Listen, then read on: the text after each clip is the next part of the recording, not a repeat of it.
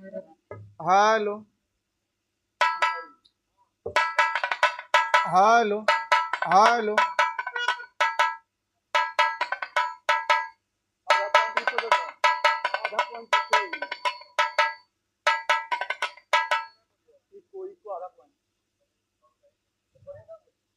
Hello hello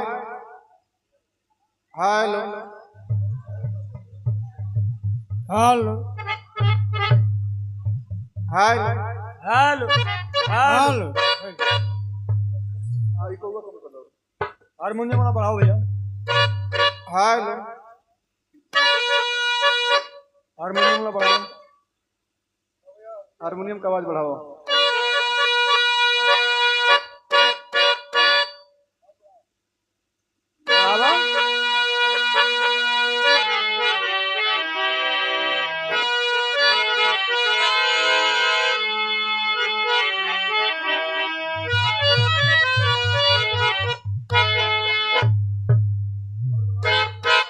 और भी बढ़ा दो भैया। हारमोनियम से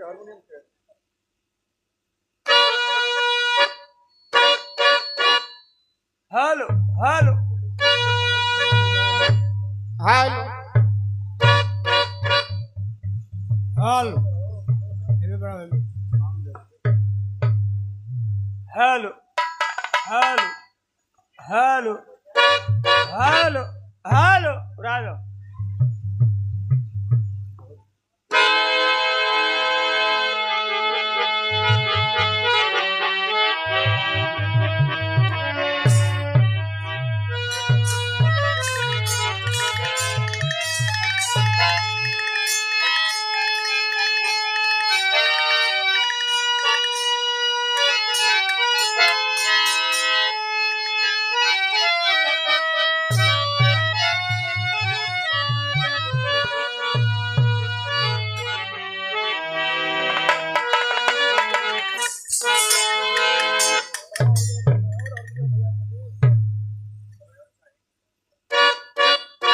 चलो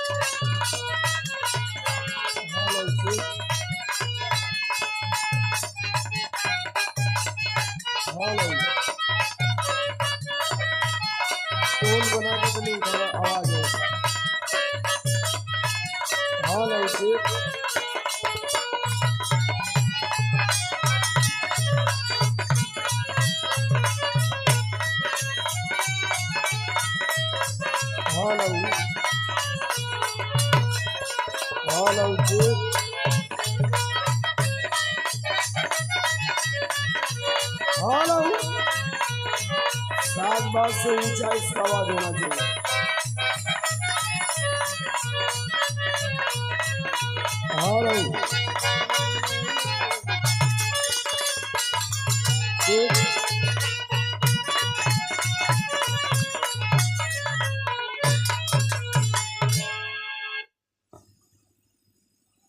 एक बनावा ऊपर वाला टोन दे में तनिसा आरबी 3 से ना बनावा। हाल चेक हाल इको ना बढ़ाओ लेबल लेबल हाल टोन दा तनिसा में ट्रिबल हाल ढेर ना आराम से हाल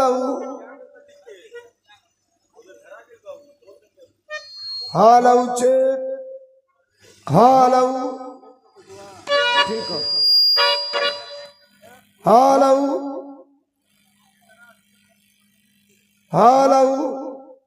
हमिंग ज्यादा बताने से कम कराएंगे, हल्का सा हमिंग कम कराएगा। हाल ठीक आए आए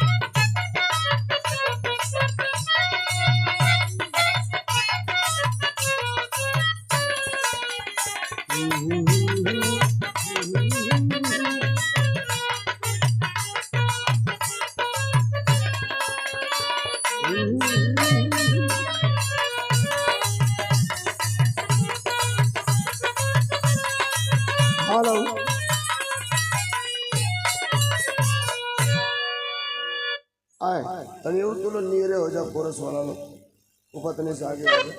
हाँ हाँ वो ठीक एक कपड़े पर जनरेटर पर जितना साउंड बोला था उतना ही हल्ला करा था। अब आधा कप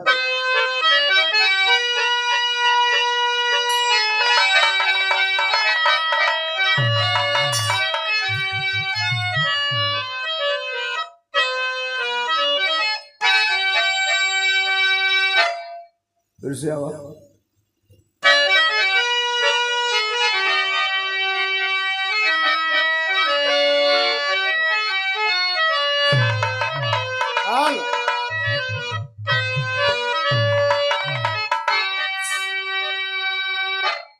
सदगुरु स्वामी दीन बंधु के सदा झुकई मात दुखियन पर दया करो। जय जय दीनानाथ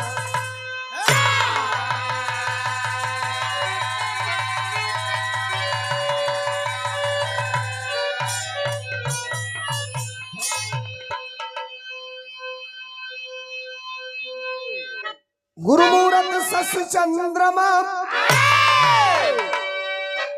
नैनन जुगुल चकोर बार बार निरखत फिरूं ये साहब गुरु चरण की ओर।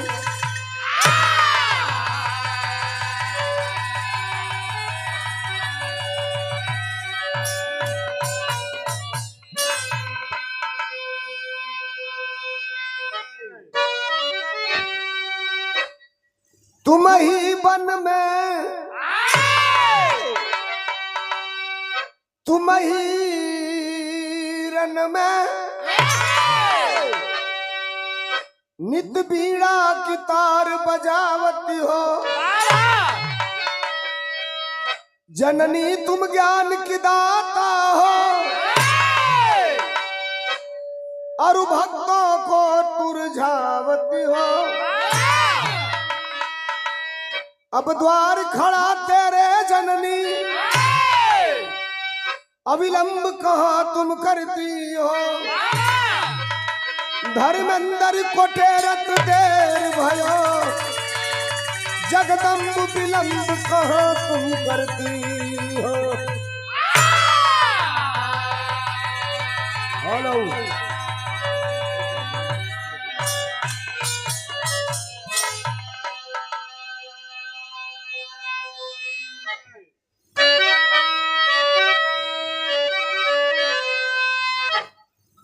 हारमोनियम वाले में सीटी है, उसका सीटी कम करिए। अब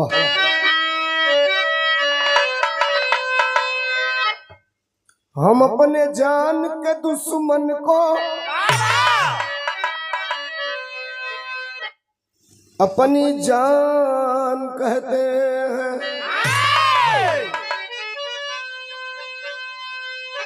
तो हम अपने जान के दुश्मन को अपनी जान कहते हैं, और मोहब्बत के इसी मिट्टी को हिंदुस्तान कहते हैं।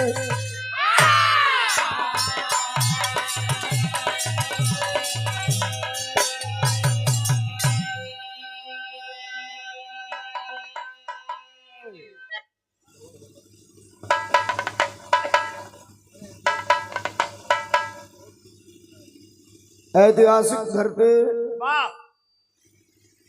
इसमें टोन बनाइए, बहुत मोटा बोल रहा है।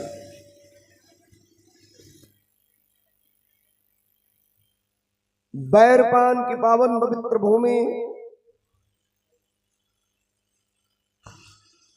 श्री युवा सेवा समिति के सौजन्य से दुर्गा पूजा और दुर्गा पूजन उत्सव के शुभ अवसर पर सांस्कृतिक कार्यक्रम के उपरांत इस मंच पर विराजमान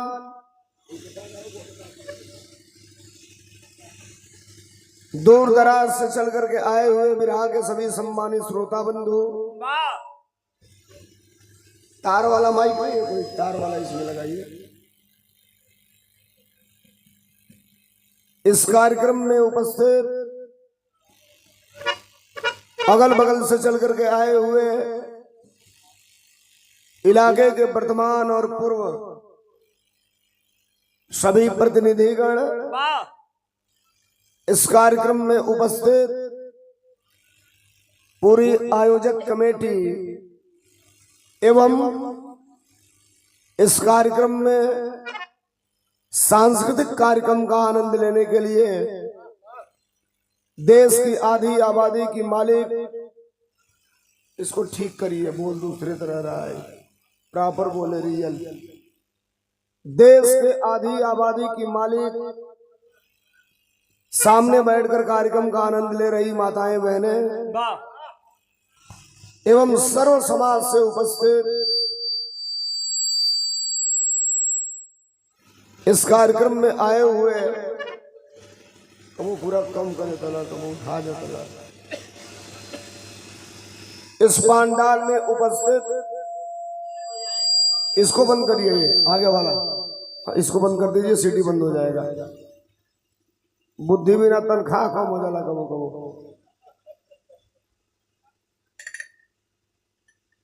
इस पांडाल में उपस्थित सभी सामाजिक संगठनों से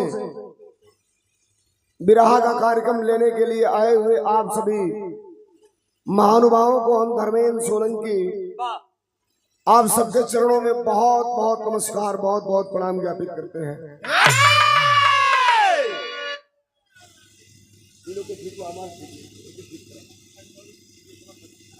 इसका बेस थोड़ा कम करिए, पतला थोड़ा बोले।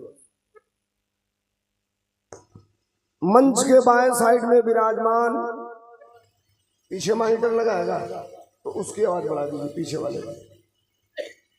मंच के बाएं साइड में विराजमान बिरहा की शानदार नौजवान और खूबसूरत गायिका नौजवान। हम अपने बातों का तात्पर्य अपने बता देते हैं, पूछने की जरूरत नहीं है। भारत की भूमि पर बिरहा विधा को जहां तक लोग सुनते हैं, अपने गीतों से सामाजिक परिवेश में साहित्यिक भाषा में अनुवाद करके और भारत की विलुप्त हो रही विधा विरहा को एक नया आयाम देकर के आम जनमानस तक पहुंचाने का काम किया है। बिहार की धरती से चल करके आई बिरहा, जिनका अभी आपने सुना, रवीना रंजन, जिनको आप सबने अभी अभी प्यार सम्मान दे करके कार्यक्रम में बड़ा उत्साह लाने का काम किया। रोज कार्यक्रम चल रहा है, रोज कहीं न कहीं गाने बजाने का अवसर मिल रहा है। आज 3 बार लगा है कि रास्ते में से वापस होना पड़ेगा, फिर बीच में एक जगह रुकवाया गया कि कार्यक्रम कैंसिल, पुष्पांड भी हो सकता है, अगला डेट भी पड़ सकता है। लेकिन सौभाग्य था, ईश्वर ने लिखा था हमें आप लोगों का दर्शन करने के लिए, ये मेरा सौभाग्य है। तो आप सबके बीच में इसका सेल चेंज करिए।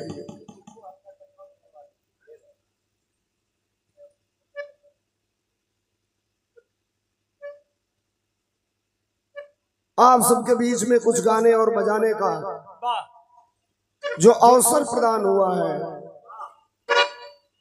हम आप सभी सम्मानित बंधुओं को फिर से नमस्ते प्रणाम करते हुए अपने गीत और संगीत की शुरुआत करना चाहता हूं और बहुत बहुत बधाई देना चाहता हूं हमें जिन्होंने टेलीफोन करके बुलाया। यूं तो पूरी आयोजक कमेटी के तरफ से हम दोनों कलाकार आए हैं, लेकिन निर्मल भाई जिन्होंने लगातार टेलीफोन पर हमारे कार्यक्रम को कराने के लिए आपके बीच में हमेशा प्रयासरत रहे और अंत तक सफल भी हो गए आपके बीच में अपने कार्यक्रमों को कराने का। निकाल दे उसको।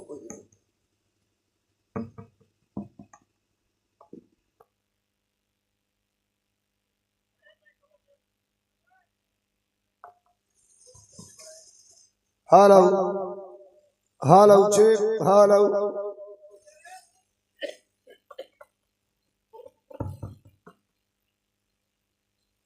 ठीक है, वो थोड़ा सा वो चेंज हो रहा है।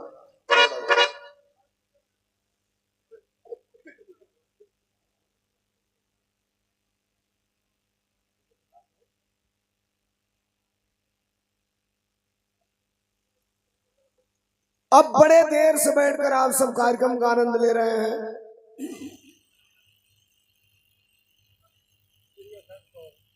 शांति बना करके इधर से शुरुआत होने जा रही है। उम्मीद है आप सब कार्यक्रम का आनंद लेने का काम करेंगे। वंदना और बिरहा और साथ में धुन तर्ज कभी आनंद और से सुने के मिलल आप लोगों के। आज 3-4 दिन से लगातार साउंड का ही स्थिति बा कार्यक्रम में। ये जो डोज लग रहा है ये बिरहा की आवाज को खत्म कर देता है। लेकिन जैसे भी है आप सब बैठे हैं के में हालो हालो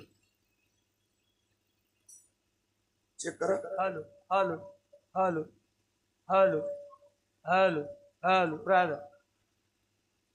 जैसे भी एक इत्मीनान बनाइए, हम प्रयास करेंगे कि आपको संतुष्ट करके यहाँ से भेजा जाए। आई कार्यक्रम का शुरुआत एक छोटी सी वंदना से, भजन से। वंदना से पहले एक लाइन भोजपुरी का तर्जबा। कौन तर्जबा मास्टर?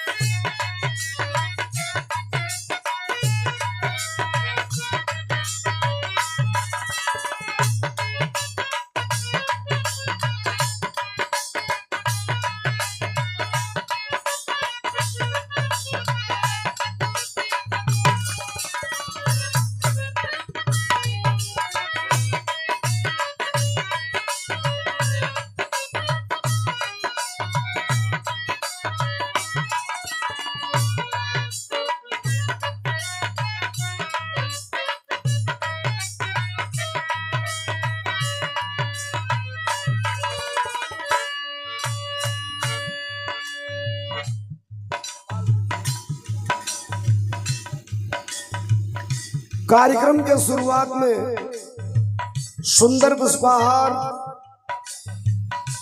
और 1000 रुपया देकर के सम्मानित किया गया है। आज के कार्यक्रम के मुख्य अतिथि पूर्व सदस्य जिला पंचायत परम श्रद्धेय आदरणीय श्री बालकेश्वर सिंह जी की तरफ से ये 1000 रुपया देकर के सम्मानित किया गया था। हम मुख्य अतिथि महोदय को बहुत धन्यवाद ज्ञापित करते हैं और आप सबसे निवेदन करते हैं कि एक बार तालियां बजा करके सम्मान कर दे, स्वागत कर दे। और ये बड़े सुंदर कलाकार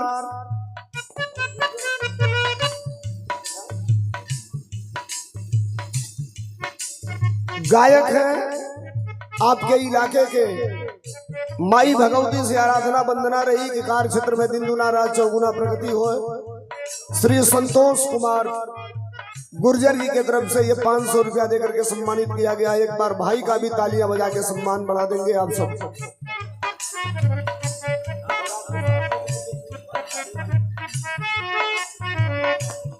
ये आशीष कुमार यादव जी जो अभी हमको रिसीव करके लेकर के आए हैं, हमारे भैया की तरफ से ये 500 रुपयों का पुरस्कार देकर के सम्मानित किया गया था। आशीष भाई के भी सहृदय धन्यवाद बा, नमस्कार बा, प्रणाम बा।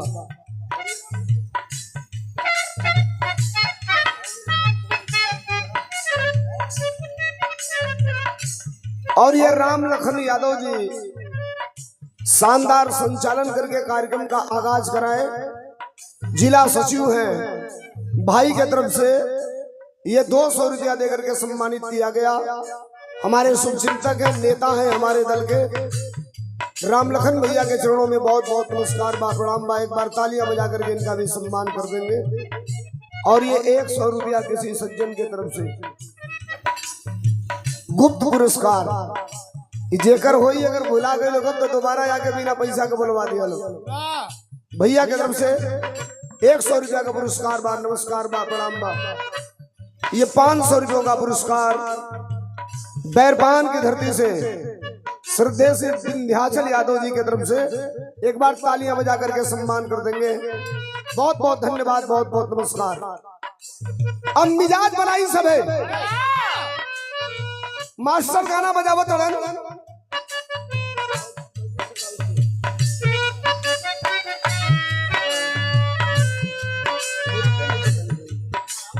मास्टर गीत बजावो तड़न। आजकल रोज वहर से आप लोग गाना सुनेला, दोनों तरफ से सुनेला। रोज नया नया धुन आवत बा, तरज आवत बा। सामाजिक परिवेश में अगर आप बैठे हैं धर्मेंद्र सोलंकी को सुनने, रवीना रंजन को सुनने, तो उम्मीद करिएगा और हम प्रयास करेंगे आपके उम्मीदों पर खरा उतर जाए। ये आज रात भर के गीत और संगीत की भरपाई हो जाएगी। लगातार कई दिन से कार्यक्रम बा, शरीर भी थकल बा, अस्वस्थ भी है, लेकिन प्रयास करब कि आपके संतुष्ट करी। वंदना का तरज है, मास्टर गीत बजावत अड़न। आजकल मर्दन को बड़ा आफत आ गई बा, मर्दन को बड़ा आजकल आफत आइल बा। कप कटा के हरियर का ड्रम में बुझा के और ऊपर से सीमेंट बालू से तो बाजी है, एकर कोनो गारंटी नहीं। मास्टर गीत बजावत अड़न, कोनो लड़का या लड़के के बीच में मोहब्बत हो गई।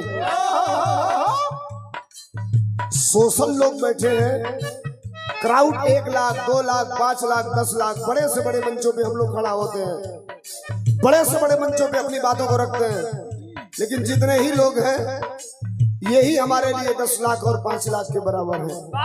कलाकार वो सफल है जो 1 लाख के भीड़ में भी उतनी मजबूती से अपनी बात रखे, और जरूरत पड़े तो 100 लोगों के बीच में भी उतनी ही मजबूती से अपनी बात रखे। लड़का लड़की के बीच में मोहब्बत हो गई, मोहब्बत के प्यार कहल जाला, प्यार के अंग्रेजी में लव कहल जाला। एलिफेंट माने भी प्यार हो सकत रहे, लेकिन बनाने वाले ने लव मीन्स प्यार बनाया। इसका मतलब क्या है जानते हैं? लव, लव की स्पेलिंग है LOVE, लव लव मीन्स प्यार। प्यार माँ और बेटे का होता है, प्यार भाई और भाई का होता है, प्यार बाप और बेटे का होता है, प्यार पति और पत्नी का होता है। L से लेक अप्सारो, LOO से ओशन ऑफ टीयर्स, LOVE से वैली ऑफ डेथ, LOVE से एंड ऑफ लाइफ।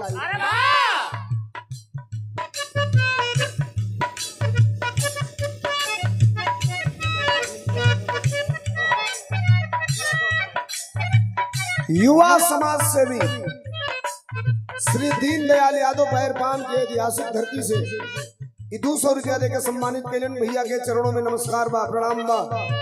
आप सब बाबू लोगों के नमस्ते प्रणाम बा। समाज सेवा बहुत बड़ी चीज होती है। अभी एक हमारे गोरखपुर के सांसद जी ने समाज सेवा की बात किया, तो लूट का माल छूट में, 10,000 का माल 5,000 में, 5,000 का माल 2,500 में, 1,000 का माल 450 में। समझ रहे होंगे हम कह क्या रहे हैं। 200 रुपया भैया के नमस्कार बा। लड़का लड़की में मोहब्बत भई, लड़किया का बियाह तय हो गई, मिलना सब अंत बात पर। लड़का कहलस कि अब तू चल जेबू, लड़किया कहलस हम अगर कहीं जाई तो हमार दिल तुहरा दिल के अंदर रही। लड़का कहलस कि रुक रुक रुक रुक, अगर तोर दिल हमारा दिल के अंदर रही तो हमरे को सवाल का जवाब दे दे। लड़का कहलस, का कहलस मास्टर?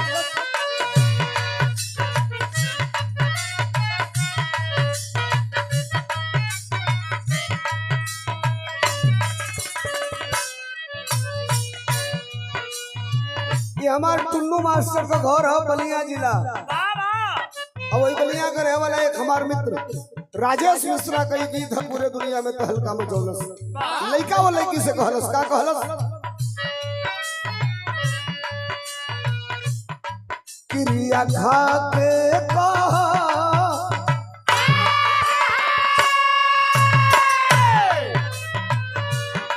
क्रिया खा के ईमानदारी से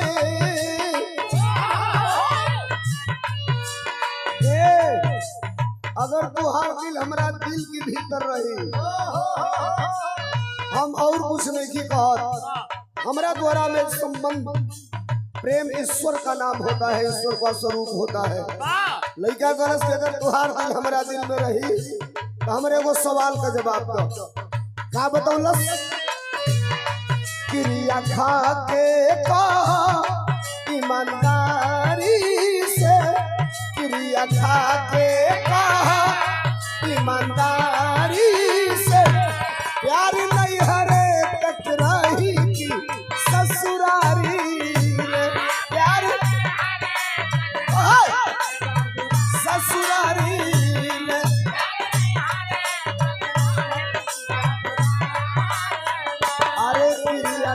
के कहा ईमानदारी से।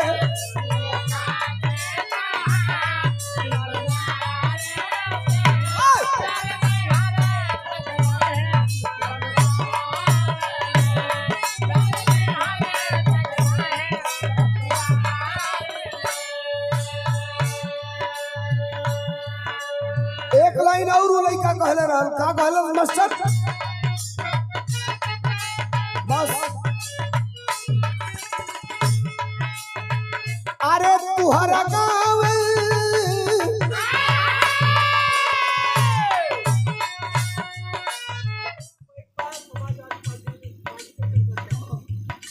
बच्चा लाल यादव बैरपान की धरती से समर्थक है समाजवादी पार्टी के, भैया की तरफ से 51 का पुरस्कार।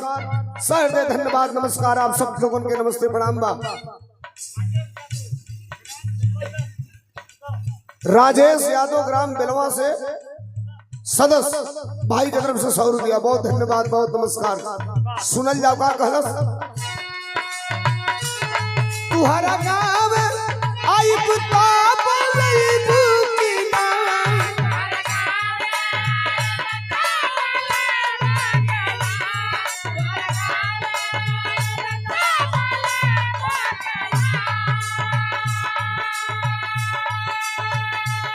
हंस के एक लोटा पानी पियबू की ना हो, कैसे जियब अकेले, कैसे जियब अकेले बेकरारी में, कैसे जियब अकेले बेकरारी में। प्यार नहीं हरे तक रही ससुरारी में।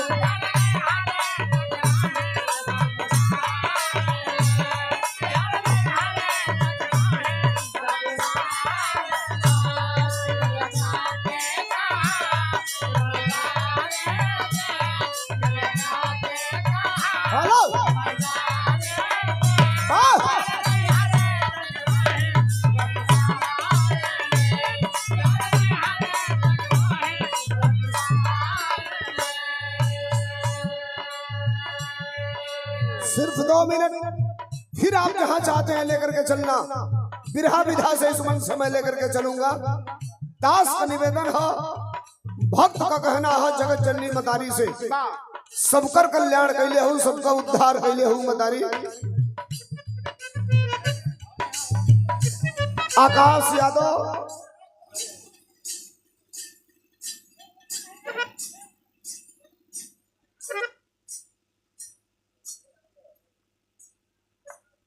यादव बैरपान से ड्राइवर साहब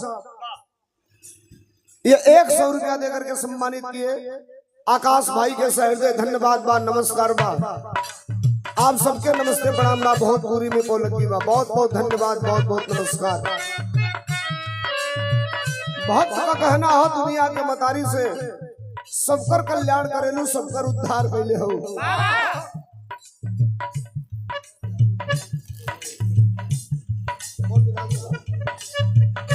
ओबरा विधानसभा के लोहिया वाहिनी के विधानसभा अध्यक्ष हमारे छोटे भाई विकास यादव के तरफ से ये 200 रुपयों का पुरस्कार है।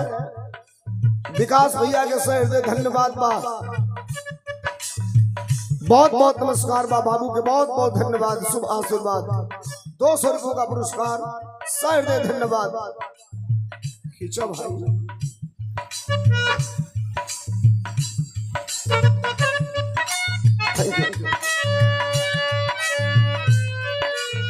भक्त का कहना है दुनिया के मतारी से कि घर से चली ना, कबो कबो तो लगेला कि आज गाइए ना पाई, रोज गावे का पड़त बा, शरीर अस्वस्थ हो जाले, कबो लगेला कि मंच तक पहुंचब कि ना पहुंचब। खड़ा होइला, नजर बंद करीला, एक बार तो के याद करीला, एक अदृश्य शक्ति आती है और कहती है कि तुम गाओ मैं हूं ना। आज के मंच पर बैरपान की धरती पर 2 से 1 निवेदन हो, दुनिया का दुख दूर करेलू, हमारा का कुछ चाहिए, का चाहिए मास्टर? असरा बाटे बस तुहरी, अरे असरा बाटे बस तुहरी दुआरी से, असरा बाटे बस तुहरी दुआरी से, चाहे ममता दुलार महतारी से।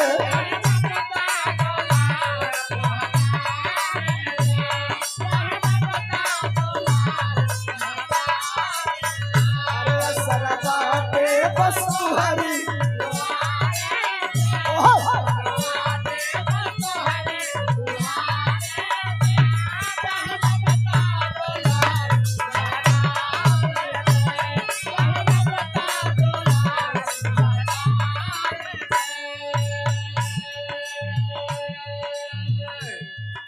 ये सतीश यादव कन्हरा के ऐतिहासिक धरती से 200 रुपयों का पुरस्कार।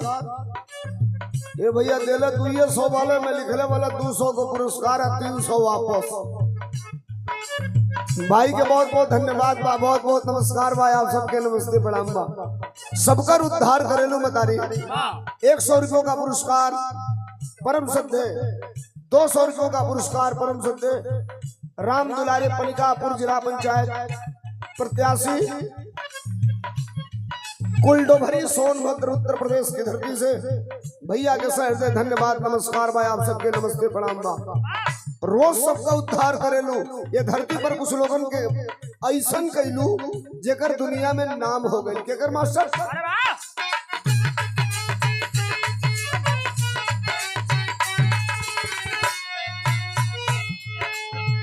अरे प्यार मिलल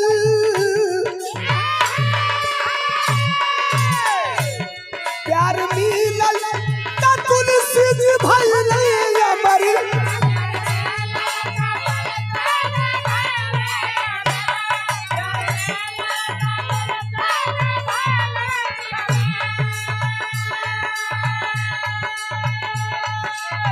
अरे कालिदास के बना दिहलु सुंदर छवि हो, दुनिया जानता मीरा, दुनिया जानता मीरा के यारी के, दुनिया जानता मीरा के यारी के, चाहे ममता दुलार महतारी से।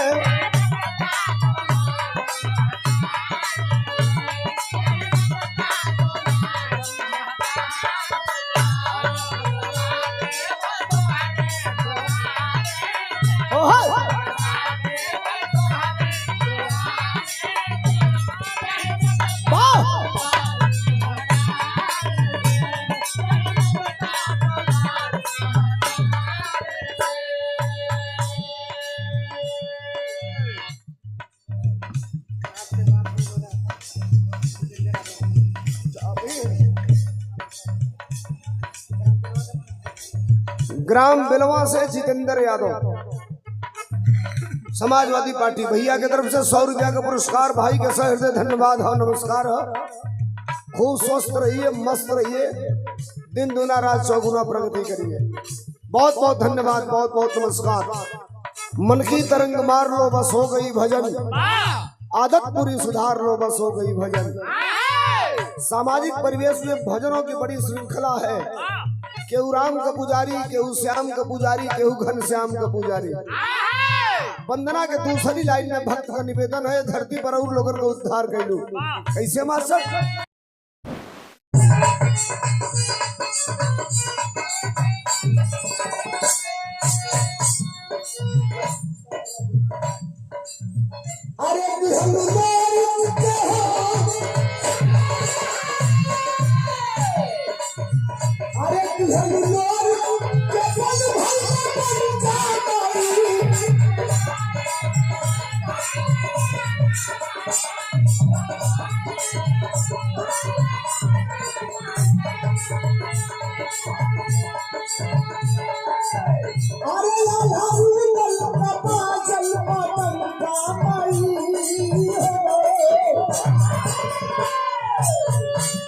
जग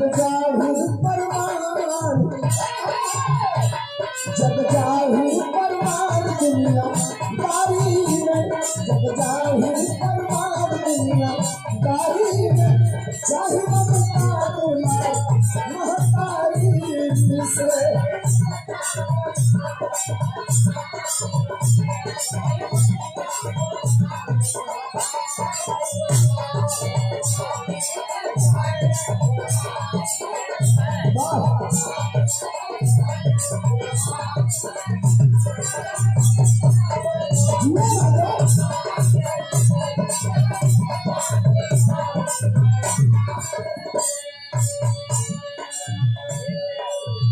एक लाइन भजन हुई 1000 लाइन वंदना हुई माई के रूप में माई के श्रृंगार का वर्णन कभी खत्म न हो सकेगा। अंत में भक्त बतावत में कि हमारा वल्दियत कहाँ हमारा खानदान कहाँ हमारी कहाँ से है भक्त बतावत सरकार बताइए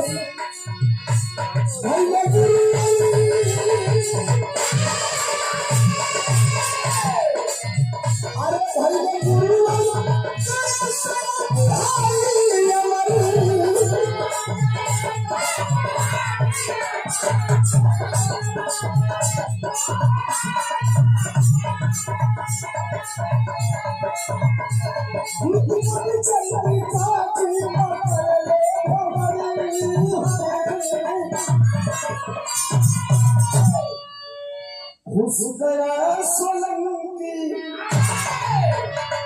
खुशगरा सोलंकी केलारी से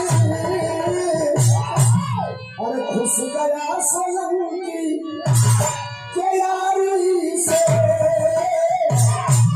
चाहे ममता दुलार महतारी से चाहे ममता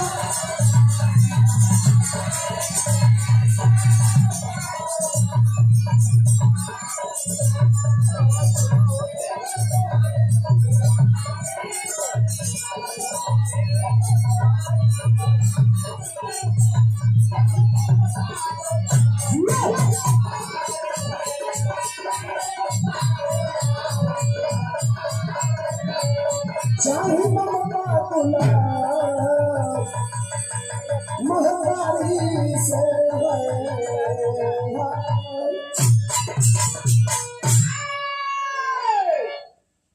समय मास्टर बहुत ज्यादा हो गई घड़ी बजा दे जितना एनर्जी में मैं मंच पे गा रहा हूँ ठीक हम से 5 मीटर की दूरी पर जो जनरेटर लगा है वो मेरे पूरे पावर को आधा कर दे रहा है यानी कि हमारे काने में जितना आउटपुट साउंड को मिलेगा वो ढेर ज्यादा जनरेटर को मिलेगा लेकिन अब ठीक है जैसा हो जो में तरह हो व्यवस्था वही सही है काम चलाने के बाद इत्मीनान से आप सब बैठे हैं और बड़े उम्मीद और विश्वास के साथ आपने उधर से भी राज सुना रावण को घमंड हो गया था सामाजिक परिवेश में 2 चीज होती है जरा सुनिए उठ बैठना हो चलो जहां है जरा सुनिएगा मेरी बात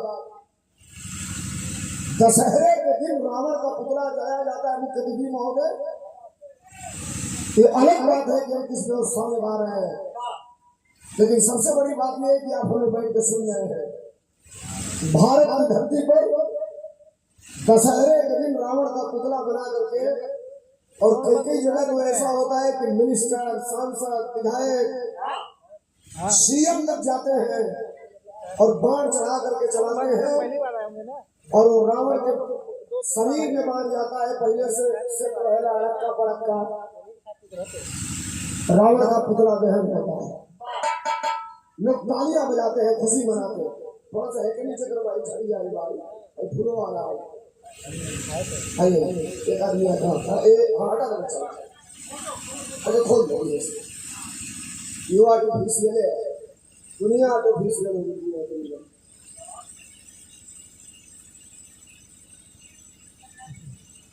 रावण भारत की भूमि पर एक ऐसा पाप है साहब मेरी बात समझिएगा रवीना ने बड़ी शानदार कॉन्सेप्ट रखा आपके बीच में आवाज गर्म हो रही है 5 मिनट में हो जाएगी तो विश्वास आपको दिला रहा हूँ कि एक मेरा इधर से भी सुनिए फिर दूसरे बार जब नंबर आएगा फिर मेरा सुनिएगा रावण एक ऐसा कॉन्सेप्ट है इस धरती पर कि जो कोई खड़ा होता है कैमरा चल रहा है कि बंद है? वो उसकी अच्छाई की तरफ नहीं जाता, उसके बुराई से उसकी चर्चा चालू करता है। काम को लाके ऑडियो रिकॉर्डिंग मैं विराह गाऊंगा, विराह सुनिएगा। यहाँ जितने लोग पढ़े लिखे लोग बैठे हैं, high school, intermediate, BA, MA, MTech, BTech, CTech, educated लोग यहाँ पर बैठे हैं। जरा मेरी बात को समझिएगा। पिछले साल मैं दिल्ली था, रामलीला ग्राउंड में कार्यक्रम मेरा लगा था। दशहरे के दिन रावण का पुतला जलाया जा रहा था और एक तरफ जो साउंड लगाया था, दिल्ली का सबसे बड़ा साउंड मास्टर था चोपड़ा ऑडियो विजन। ताज पैलेस में अगर प्रधानमंत्री का कार्यक्रम हो, मौर्य होटल में अगर राष्ट्रपति का कार्यक्रम हो, तो चोपड़ा का साउंड लगता। आवाज में करो बच्चे, ए भाई नंबर मैं पूरा डिस्टर्ब हो जनरेटर खोले कि आप बोलेंगे बिगड़ जाएगी बात। माहौल बनना है, बनने दीजिए। जो ही रावण के पुतले में आवाज लगाई गई, आगे लगाई गई और रावण का पुतला जला, तो बहुत छोटी सी आवाज आई, एक साउंड वाले ने बजाया था। मुझे तो लगा कि क्या कॉन्सेप्ट उसने तैयार किया। तुम मुझे जला न पाओगे।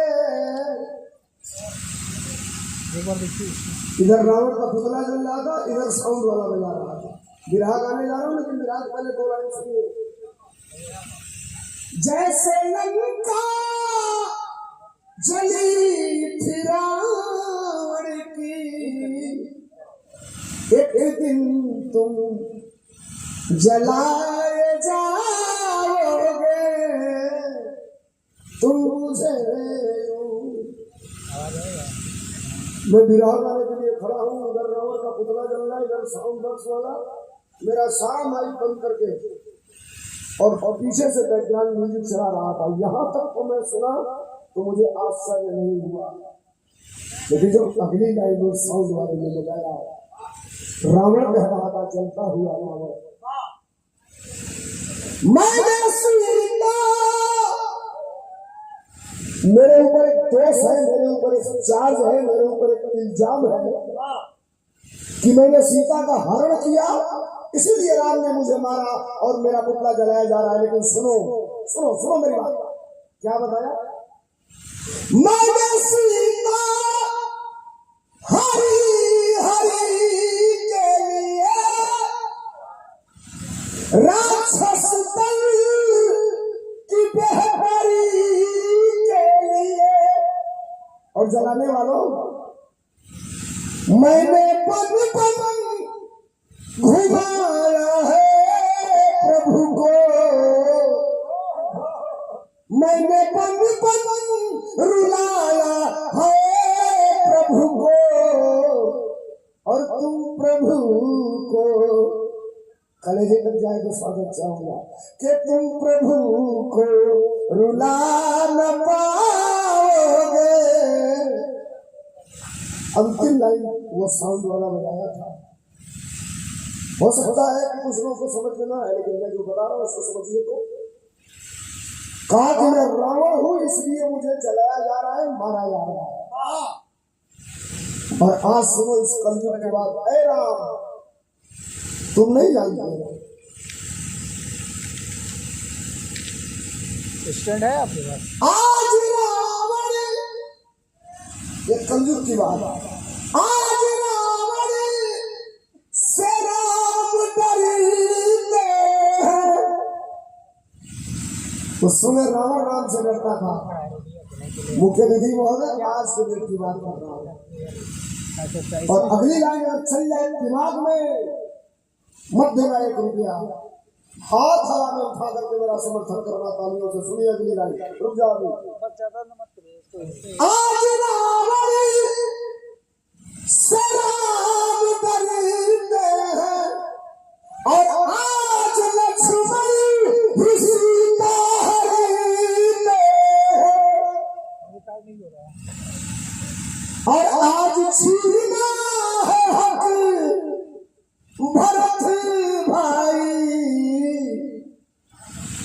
आज छीना है हक भरत भाई और शत्रुता शत्रुघ्न में पाओगे तुम मुझे। विंध्याचल उर्फ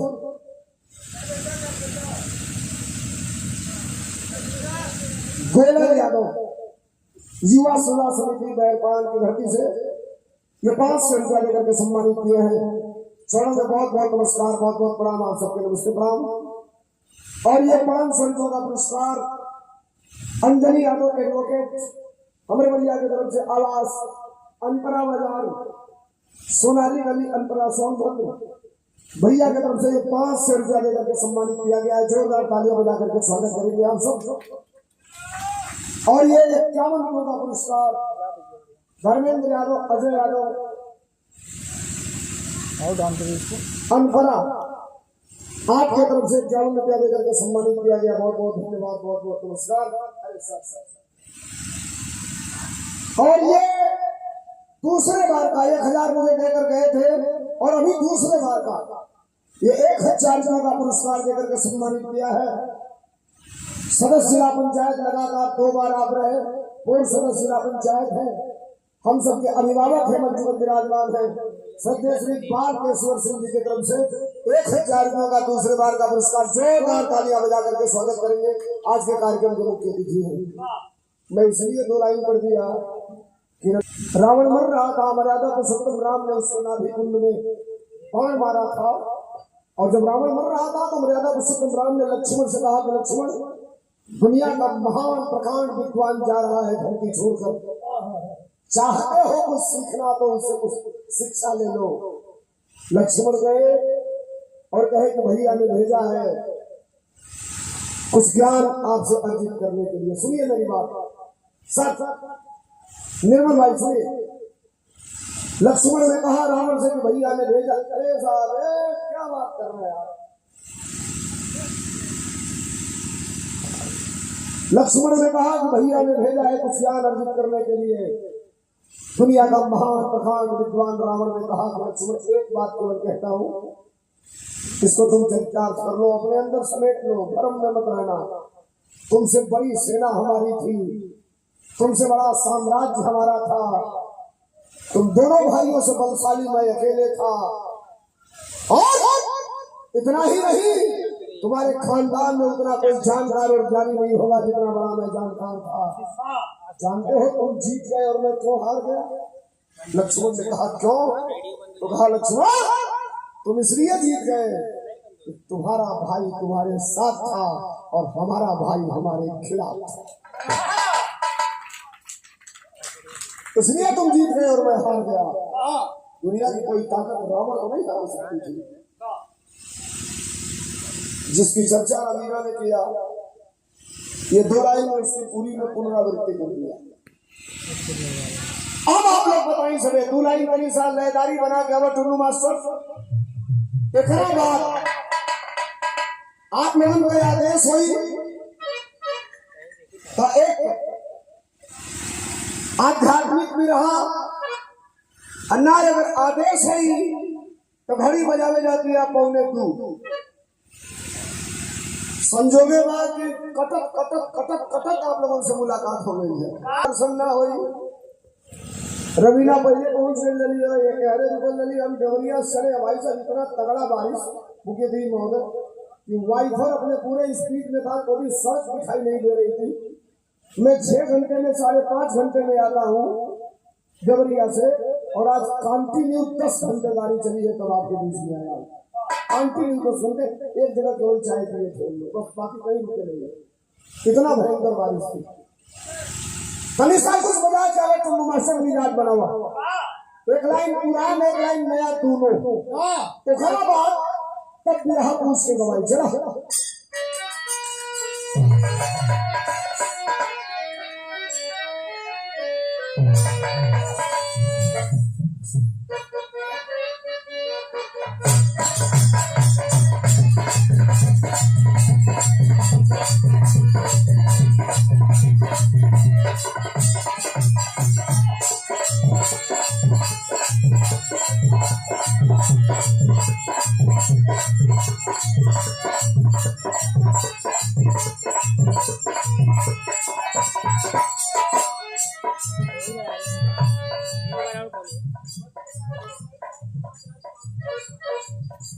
बच्चे लाओ भाई कदम से। ये समाजवादी पार्टी के सिपाही है। 100 रुपया का पुरस्कार। मुख्य अतिथि महोदय भी हमारे ही है, इसमें कहीं कोई दो राय नहीं है। समय की बात है। मास्टर गाना बजाओ। 100 रुपया का पुरस्कार श्री प्रदीप यादव समाजवादी पार्टी भैया को बहुत बहुत धन्यवाद, बहुत बहुत नमस्कार। रोज नई नई गीत देखो, नया गीत आएगा, बड़ा हल्ला मचेगा। सामाजिक स्तर पे हमको भी कुछ मिल जाएगा। गाने का टेस्ट बदल गया और सुनने वालों के अंदर एक भ्रम की स्थिति पैदा हुई है। इसीलिए कोई गाना अगर सुपरहिट हो रहा है तो उसकी वैलिडिटी केवल 15 दिन, 20 दिन, 1 महीना।